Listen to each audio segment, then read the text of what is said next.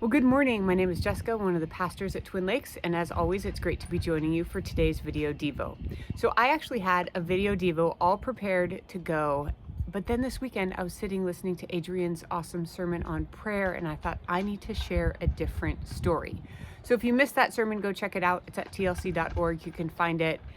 I thought it was fantastic. I learned a lot, and it just reminded me of an experience I had this summer that I wanted to share with you. So back in July, my parents, my sister, and I went to a memorial service for a woman from the church where I grew up. My dad was pastor at that church for 38 years, so that really was the core of my community growing up.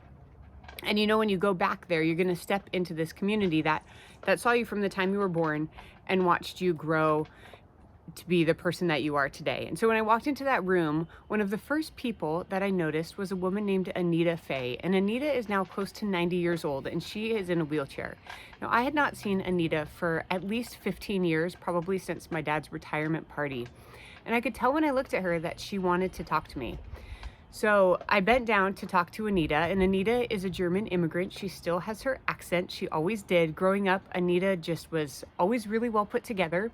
She had her nails done, her makeup done. She was incredibly nice, took an interest in us.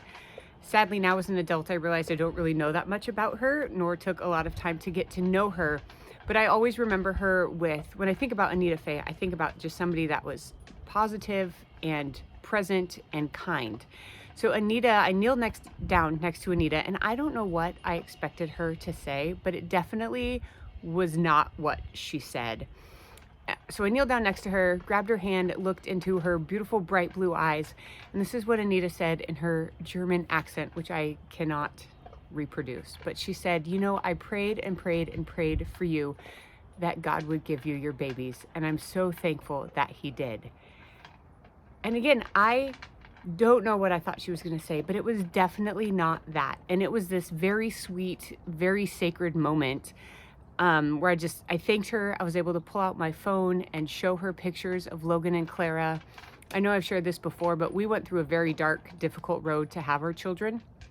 And we didn't know if that was going to happen. And so for Anita to step back into my life, and for the first thing for her to tell me was that she had been praying for me faithfully all during that period of time. She'd heard about our struggle and she prayed. And I was awestruck. I was humbled. I was honored to be on the receiving end of such sacrificial prayers and just of her prayers and her thoughts. And so I know, like Adrian mentioned, that sometimes we kind of tack prayer on as an afterthought, and I know I'm often guilty of that. But this encounter with Anita reminded me that no, I need to turn to God first and pray.